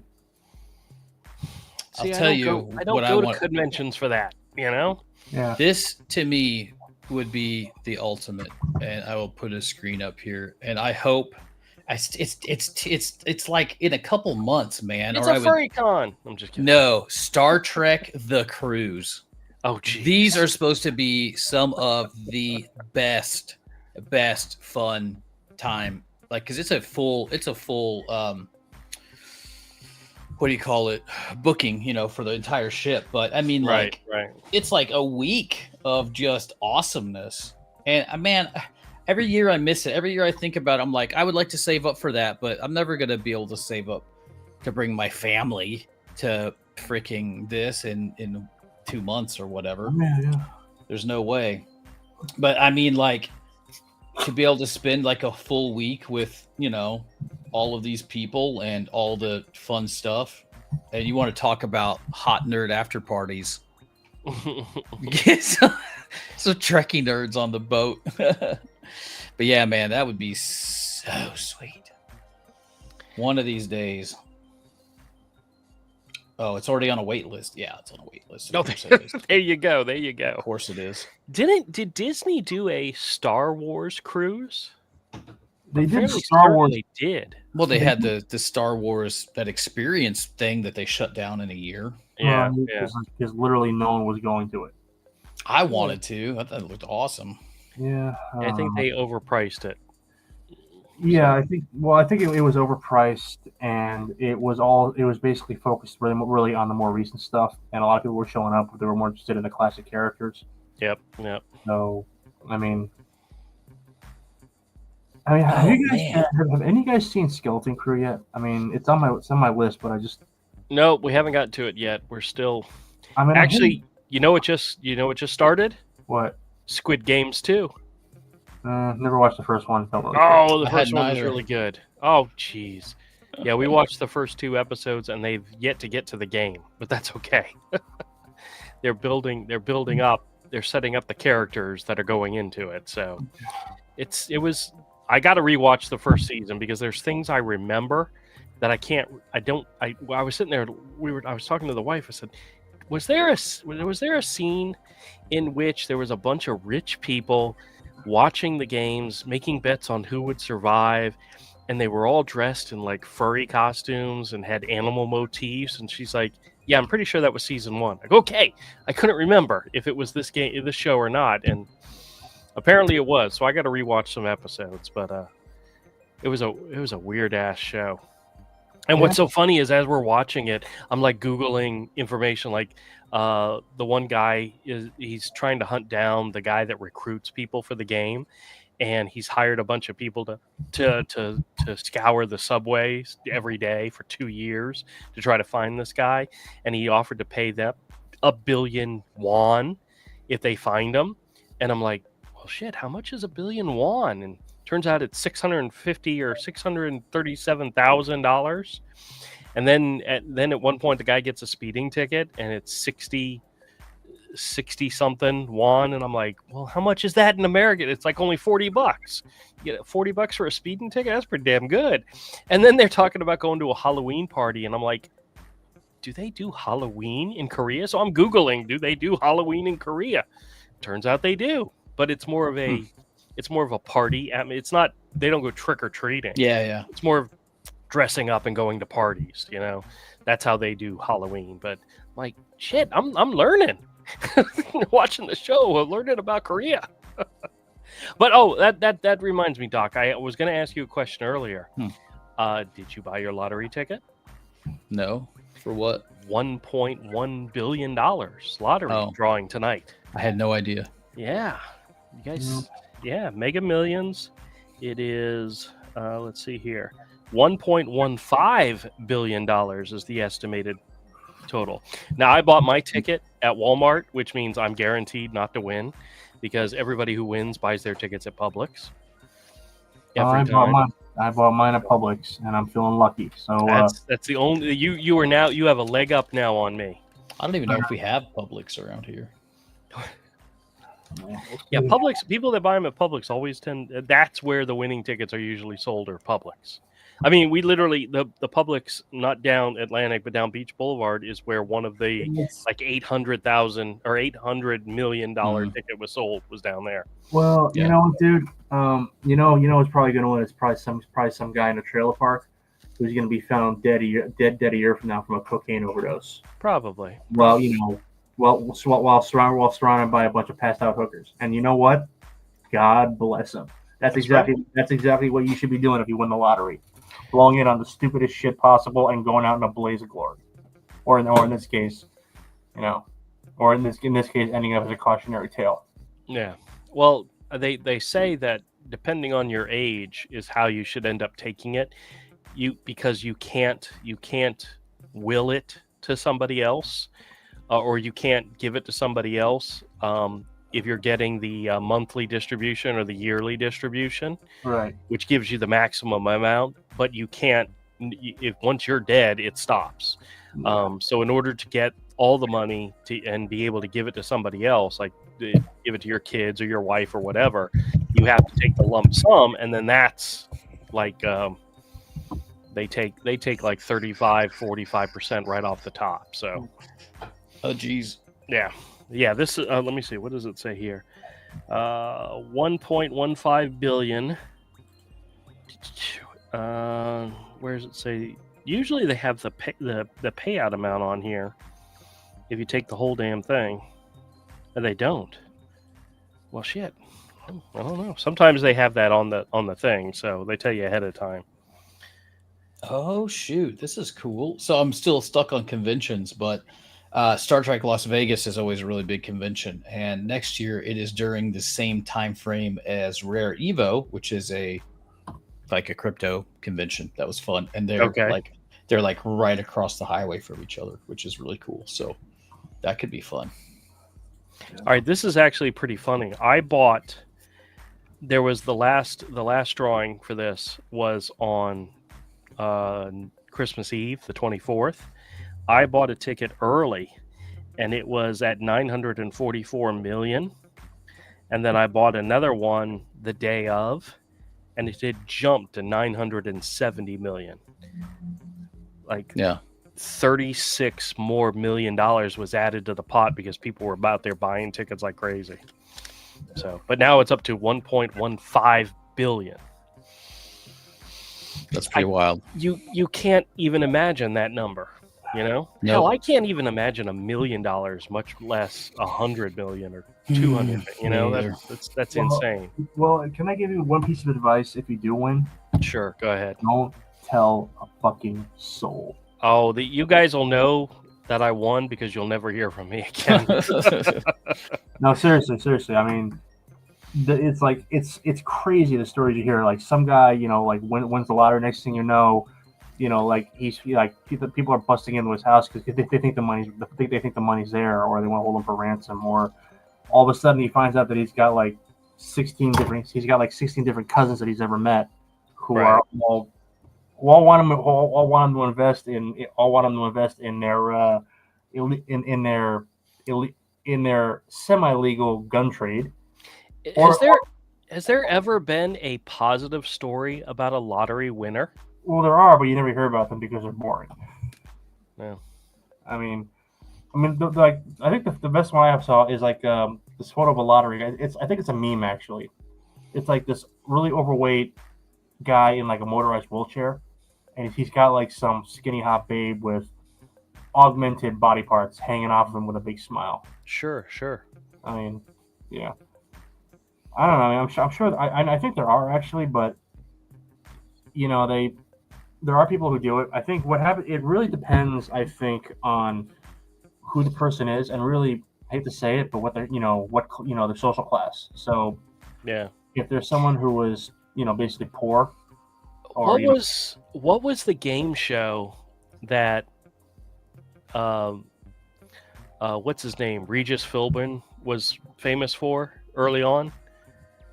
Was it Who Wants to Be a Millionaire? Who Wants to Be a Millionaire? Yeah. There was an early episode of that in which the guy that was on the show was an IRS tax accountant or something, and he played the game, and he was like knocking it out, like one right after another, getting all the answers right. And he got to the very last one, and he hadn't done any of the lifelines. He hadn't called a friend, did 50-50, none of that stuff. And in the very last question, he got the question. He says, "I want to use my dial a friend." And they were like, oh, he doesn't know it. He's got to call somebody. He says, "I want to call my dad." Oh, yeah. Yeah. Said, I mean, that was I've great. seen this one. He calls, he says, "Hey, Dad, I just won $1 million." Yeah. Told him to tell him that because he knew the answer. Yeah. It's pretty awesome. Well, I thought it was funny. They did an interview with him like later, and they asked him about what he did with the money and so forth, and he says, "Well, the first thing I did was pay my taxes." Right. He's an IRS agent or something, or it was something. He'd worked for the IRS. I don't remember exactly what it was, but it was hilarious that he did that and the way he did it. I mean, it was just great. Yeah. That was memorable. That was pretty slick. Is that show Who Wants to Be a Millionaire? Is that still on? Yeah, I think it's still on. Okay. It's not culturally relevant anymore, I don't think, because no one really watches that are anymore. That's the thing. Yeah. Did any of you guys watch the Netflix football game, sports ball game that they had? I watched portions of both of them. Yeah. Yeah, I was actually out for most of that day, so I kind of missed most of it. But yeah. How was it? I mean, was it really spotty or? No, I didn't have a problem. I didn't have any problems watching it. I heard the halftime show for the Beyonce halftime show was pretty good. Yeah, I read about that later. They're gonna see people getting mad about it, but I didn't see anything. Oh, for the stupidest reason. They're like overly sexual. It's just like, well, she's promoting her country album, so she was, and they were in Texas, so she was dressed in like a cowgirl outfit, right? And she did guns. Yeah. And they were like, "Oh, she's going to get flagged by the NFL for doing that." It's like, you people are you just have to find something to complain about. Doing a gun thing for a player is illegal. Right. You can get penalized, and you can also get fined for it. Yeah. Well, in her performance, she was whatever. And people were going online going, "Oh, she's going to get fined by the NFL." Because the NFL doesn't. They have no tolerance for finger guns. Yeah. Yeah, it was dumb. They got to find a reason to complain. But the games were, one game was good. The other game was like completely one-sided. I didn't have a dog in the fight, so I wasn't really paying attention to them. So they were just on. I don't know. If the Patriots aren't in it, who cares, right? Well, the Patriots suck. The Patriots suck as bad as the Jags this year. Look, I mean, the only sport I ever really cared about was baseball. And I don't even care about that much. I mean, given the year the Yankees just had, I kind of lost interest really fast. Well, I think it's hilarious. Our last game was against the Raiders. The Raiders were 2-11, or 2-12, and we were 3-11. And the Raiders had been on a 10-game losing streak. So if you need to break a losing streak, what you need to do is play the Jags. They will help you out, and they did. I mean, so So I mean, look, I mean, Doc, you live in KC, right? What? Yeah, I live in KC. Yeah, so the Chiefs and all that. Chiefs, Patrick Mahomes, Travis Kelce, Taylor Swift, all that. Do you care? I don't pay attention to any of it. Okay. I'll be honest with you. I mean, we're good, and it's like we deserve it, and that's cool. I'm not like it's not like I don't hate football. I just don't watch it anymore. Yeah. All those names you just mentioned are just out there in the ether for him. I mean, look, I pay attention, but like when I was working in restaurants, and what's their stat right now? Wins and losses. I mean, they're first. I know they're first. Yeah, but what's their wins and losses? Oh gosh, I don't know. Don't look it up. Don't look it up. See, he doesn't know. They've only lost like one, I think, right? They lost one. Do you know who two? Fuck, it was just a couple weeks ago. It was to a good team. Week 10. It was to a good team. I know that. The Bills. Bills. I was going to say the Bills. Yeah. Well, and the only reason I know that is because when I was watching the game, I was talking to my dad. I said, "Dad, who did the Chiefs lose to? I mean, really?" And so we had to go Google it to find out. So that's the only reason why I put you on the spot, because I no. I mean, I do keep up. I don't know like the full roster. When I was I used to watch football. I've never been a huge user. I used to watch football though. And but then when I went to work on cruise ships for several years, I couldn't give a shit less. I was, and plus I didn't even have the opportunity anyway. Plus I was in Hawaii, so like the games were on really weird times. Like it was really weird in Hawaii because the noon game or the 3 o'clock game, it'd be like 6 a.m. in Hawaii, and people would be at the bars drinking, watching their teams, right? But I didn't care. But then working in restaurants during those years, I did watch a lot because I had to. I mean, I was behind the bar. I had to know sports, but other than that, we were never a sports family until Jacksonville got the Jaguars.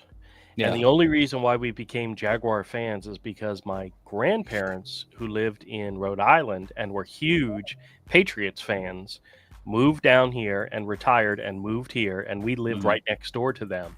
And when Jacksonville got the Jags, they had season tickets, and we went to games, and we did. That's cool. We became Jaguar fans because of it.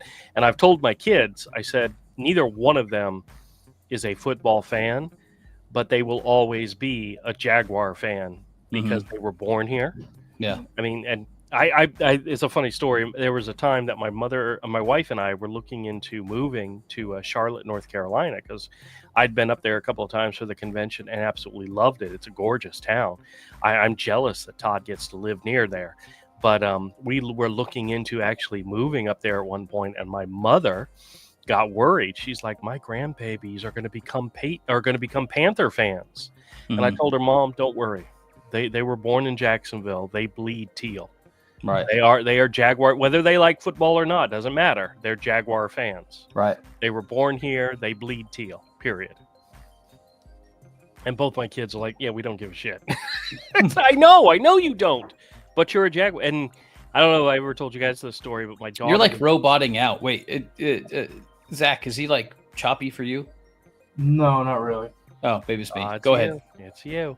But she was dating a guy very briefly, and she was doing something, and I was in her closet, and I pulled out this Titans jacket, and I'm like, where the hell did this come from? And she says she broke up with the guy, and she kept his jacket. I'm like, well, give it back. Damn. She's like, no, it's a nice, comfortable jacket. It's like, get that thing out of my house. Right. But, oh well.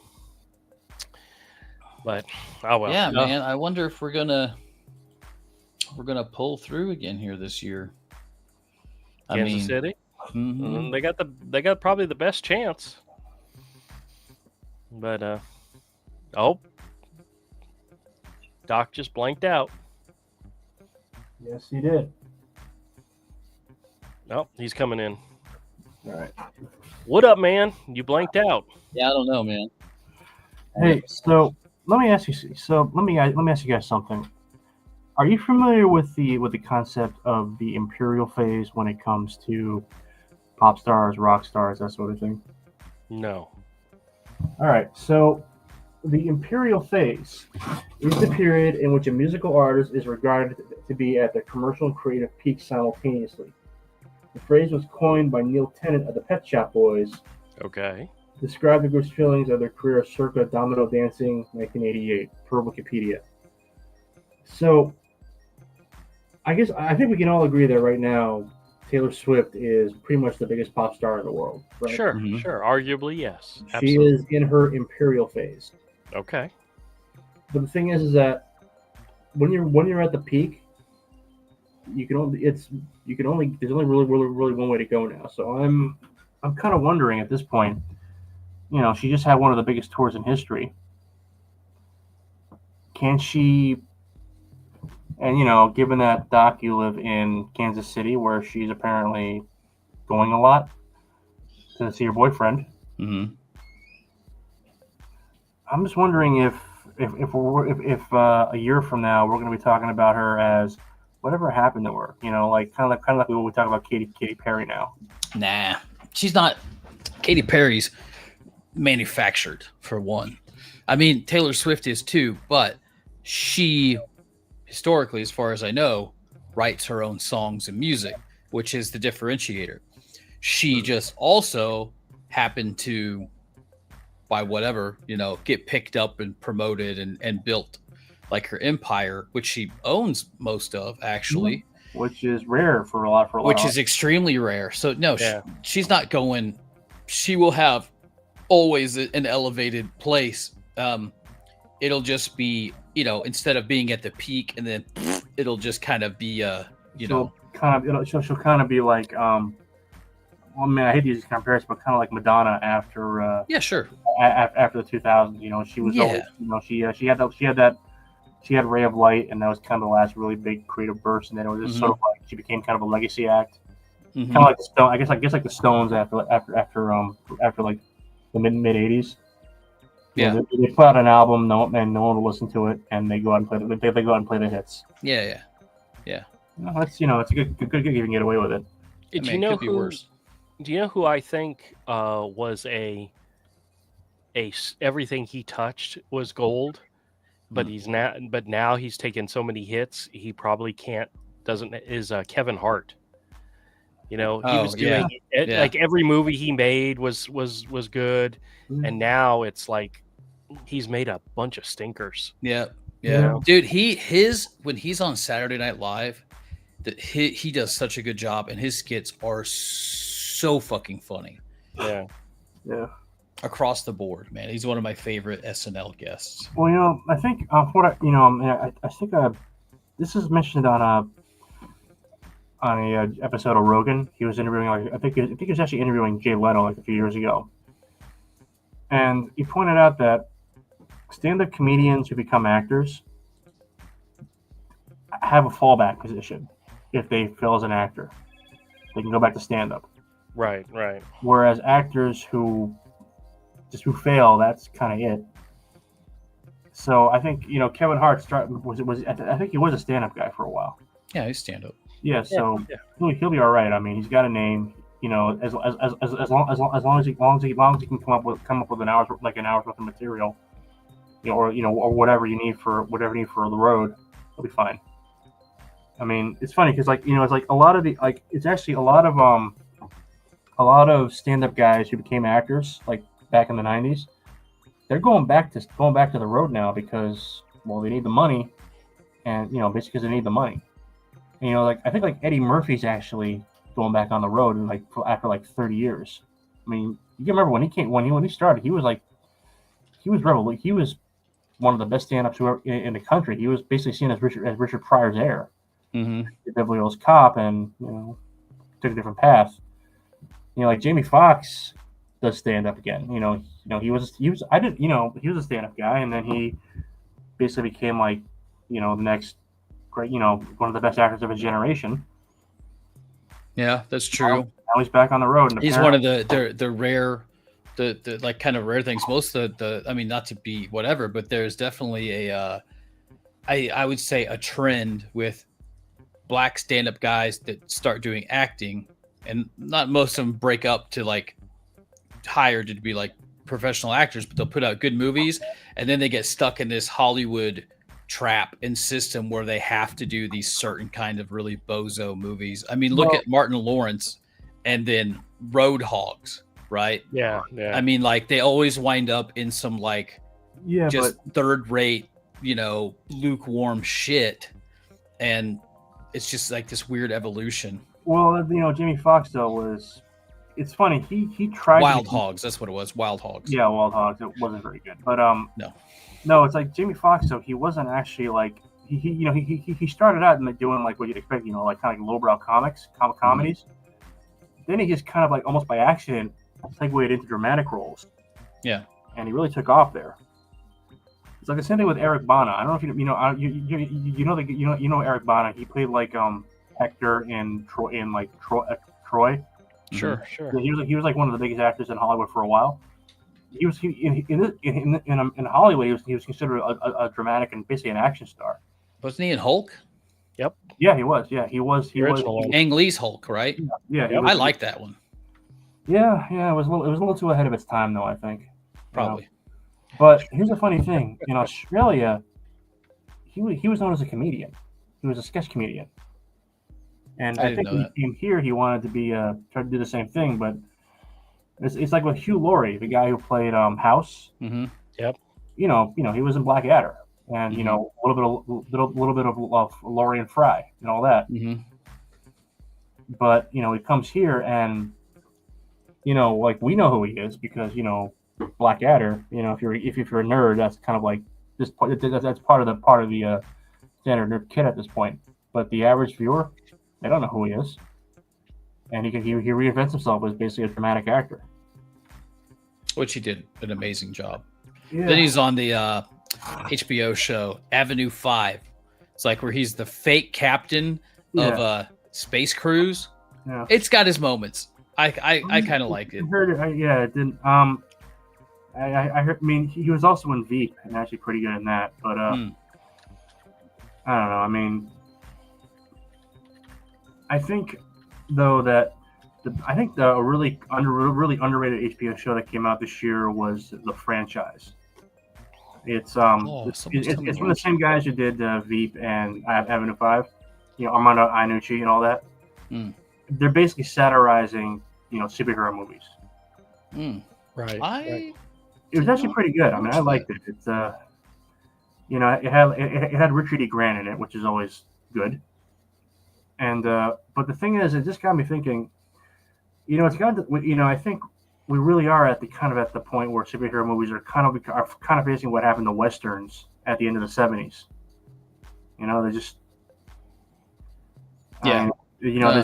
it's just like it's gotten to the point where people just don't care anymore. I think it's true with all these big franchises. I mean, like apparently nobody's watching Star Wars Skeleton Crew because I forgot it was even on. Well, that's the thing. I mean, yeah, but wasn't it originally? Isn't it intended for children? Well, I mean, that's what they kind of. It's basically Goonies in space. Right. So if you're guys our age who grew up loving Star Wars and loved the Goonies, which I did, that should be like catnip. But I mean, it's one of those. Yeah, I'm gonna watch it. But you know what? I got other stuff I want to do. And the thing is that once upon a time, something like that for Star Wars, that would be appointment viewing. Your wife's having a baby. Sorry, honey, Skeleton Crew's on. Right. Yeah. Let me know what you want to name him, okay? And click. Oh yeah. Oh, by the way, yeah. Circumcision. Yeah. Toss a coin. I think the last time culturally there was a show that people are like, oh, sorry, gotta go watch it, was Game of Thrones. Game of Thrones, yeah. Yep. Yeah, I don't know. I mean, 24. That was a big one too. 24 was like that was huge. But yeah, but I mean, the thing is, but I think Game of Thrones has never really gotten over the fact that what happened to the last 2 seasons. And yes, the producers caught a lot of flack for that, but really, I mean, what could they do? I mean, George R. R. Martin is basically he's never going to finish that series. He's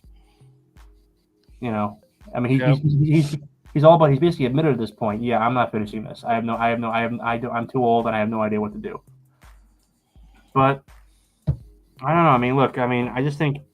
Wouldn't that be funny if he finished it just like the TV show did? That would piss off so many of his readers. But it'd be funny. Yeah, I think 76. Yeah, he's look. Assuming that he did get the next book out, The Winds of Winter, whatever it's called, he's still got 2 more to go. I mean, and really? Well, I think so. I mean, it's projected to be like a 7-book series. So yeah, he'll have 1 more after that. But I think what'll probably happen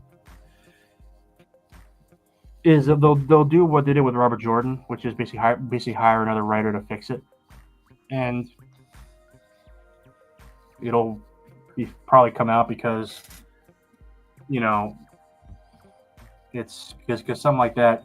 You don't doesn't matter if he says I want you to burn all my notes when I'm over. It's not gonna that's gonna get finished because there's too much money to be made from not finishing it. Yeah. But I don't know. I mean, look, I think a lot of these big franchises, and I said it before, I think we're kind of at the end of the big IP era because for one thing, like all the big IPs really that are out there, Star Wars, Marvel, DC, Transformers, Pirates of the Caribbean, they're kind of exhausted. I mean, where do you go for a lot of these things? I mean, they had like Transformers Beast Wars. I remember thinking Beast Wars. I didn't even watch that when it was out the first time around as a kid. But I did. It was pretty good. Yeah. Well, I was and Star Wars. Well, it's pretty much dead at this point. They've so burned that brand that really, I think there's nothing they can do really at this point. No. It sounds like they're starting to see the light with some of their stuff. Like there was that new Pixar series that they were working on that had a whole storyline about a trans character playing softball or something, and they've completely cut that entire thing out of the series. It was actually just like a few lines of dialogue, actually, from what I read, but that said she was trans, and then they just cut it out. Yeah, I think though that a lot of these franchises, even if they didn't go completely woke, they still be in the same boat because they're just out of ideas. They got there's only so far you can take some of these stories before you start repeating yourself, or you have to go so completely like off the reservation that it's just not that the audience doesn't recognize it anymore. And also, the younger audiences coming up, they're not going to care about it because to them Star Wars, Marvel, that's their dad's thing. That's what their older brother was into. Man, I'll tell you what Star Wars I would watch hands down 1,000,000 times over, and that would be Star Wars: The Sith, like ancient Sith. Like Old Republic Sith, like the whole story of the fallen Jedi finding Korriban and that whole time period where they're actually doing alchemy and just like crazy fucking shit. Because if you play the Star Wars Old Republic MMO, I don't know what it's like now. No, but they shut it down, I think, yeah. I think it's still going, man. I'm not sure. But like one of the coolest things of it is as a solo player, because it was BioWare, so they had a lot of story, like actual cutscenes and story.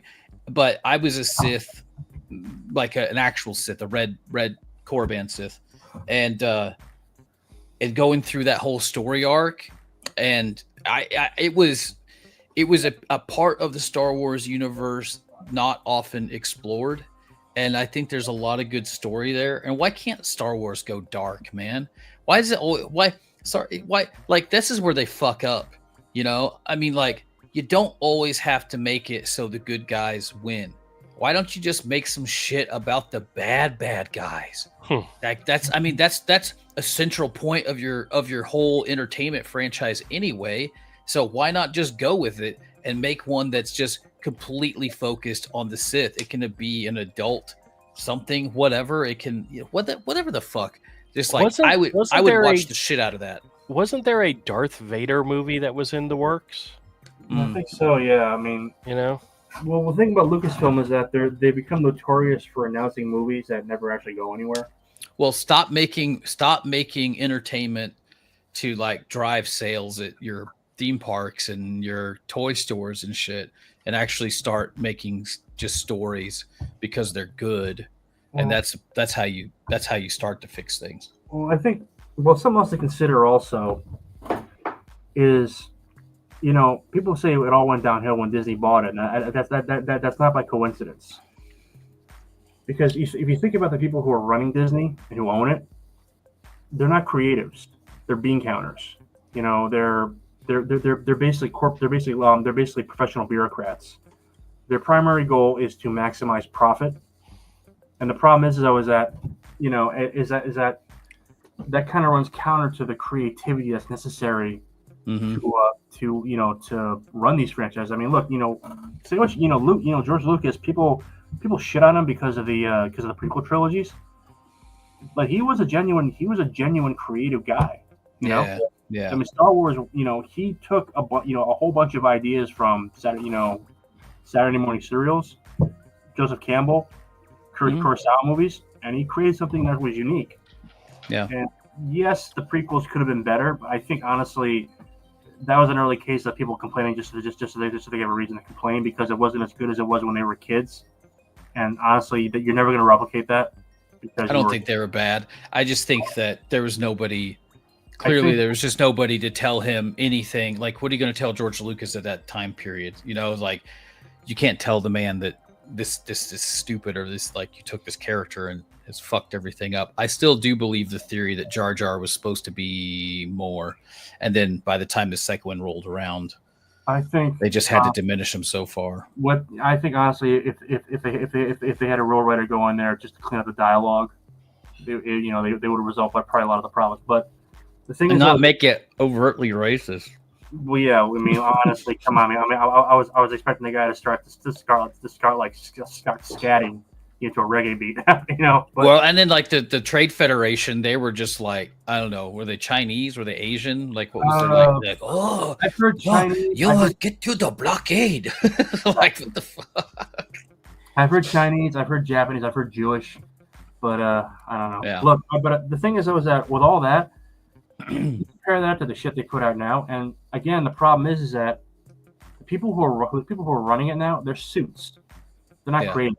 Well, Andor's good, but I will say the same problem is happening in anime because Sony has bought up not only a bunch of studios, they bought out Funimation, I believe, as well, and maybe even Crunchyroll too now. Right. So there's a huge portion of the anime industry that's almost completely owned by Sony, and there's been articles that have come out here in the last week or so about the like company culture at Crunchyroll and Funimation now, and everything that's going on, and that it sucks, and that there are specific mandates not to hire anime fans into like higher positions, because it's the same thing. It's bean counters and suits, and it stifles the actual it's about expression of the creativity. It's not about how do we tell a good story, what are the good characters, what is how do we connect with our audience. It's okay, who's the how do we sell this? How can we put this on a T-shirt?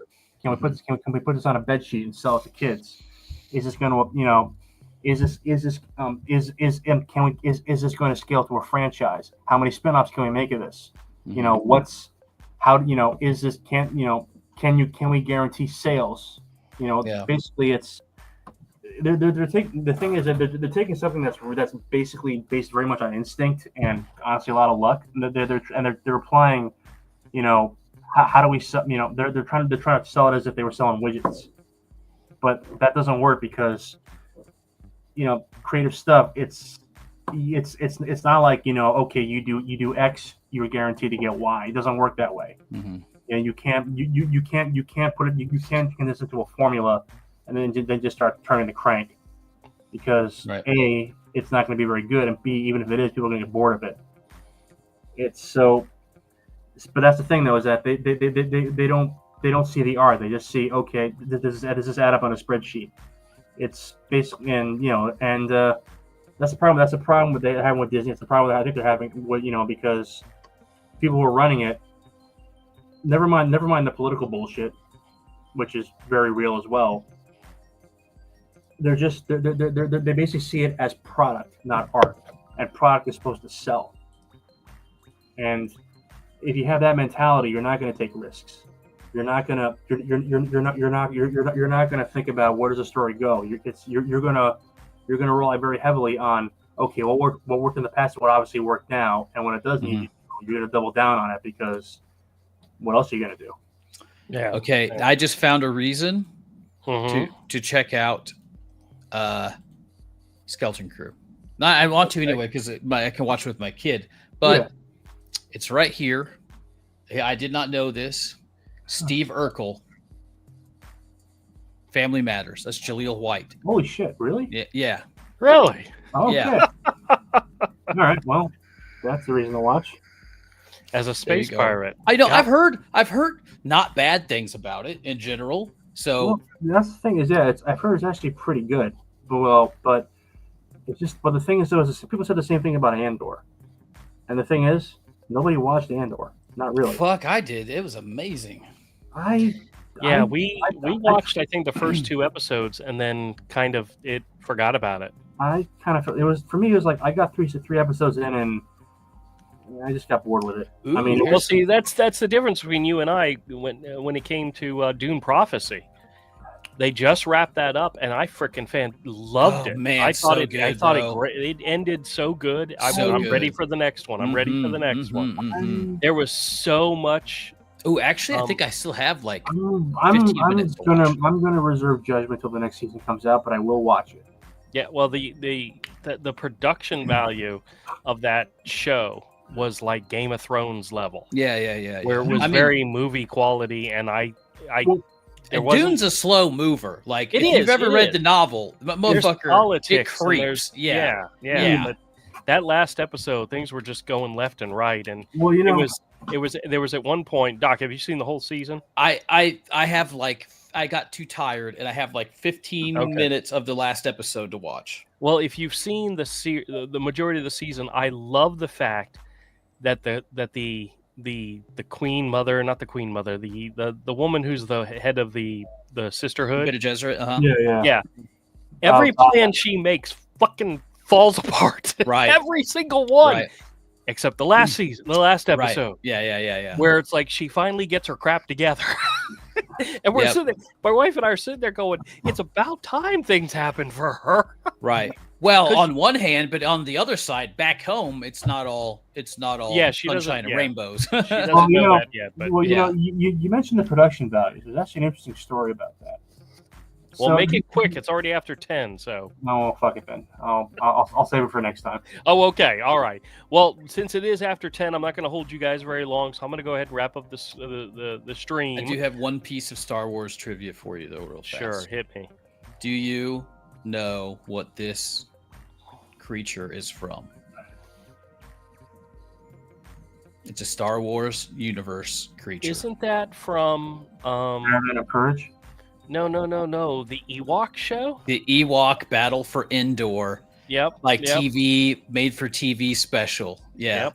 It was like the little guy that helped the crashed the kids on the planet. Yeah. Yep. Yep. Yeah. And he's back in Skeleton Crew? Well, I guess the species is back, yeah. Okay. But yeah, I forgot all about that little dude. I've got that recorded. We recorded it off the TV or whatever. I've got it on VHS. It's horrible. I think I had a VHS tape of that TV movie. Yeah, it's not good. No, it's not. But as a kid, it was entertaining. Of course, man. I mean, it was All right, man. Well, anyway, I really got to use it. I'm about to first. Please don't take us into the bathroom with you. That's all we ask. No. Oh. All right. Well, anybody out there watching who watches it later, this is the regular Nerd Den that's on Todd's channel on Fridays. He was family mattering, I guess you could say, and traveling, good whatever. Tie-in. Well, the Urkel thing, that's a good tie-in. Yeah. So we did it on my channel tonight, and the last time we did was April or May. So it's been a while. We do this not that often, but Anybody want to come check out the Misfit Corner scams tomorrow night, Saturday night? That's a great live stream. We have a lot of fun with that. If anybody wants to join. Oh, you guys, I didn't tell you. I'll make this real quick, but I teased that Santa Claus was going to visit the stream, and like 15 minutes before the stream started, I pulled down the bag of the uniform that had been on that top bookshelf the entire year.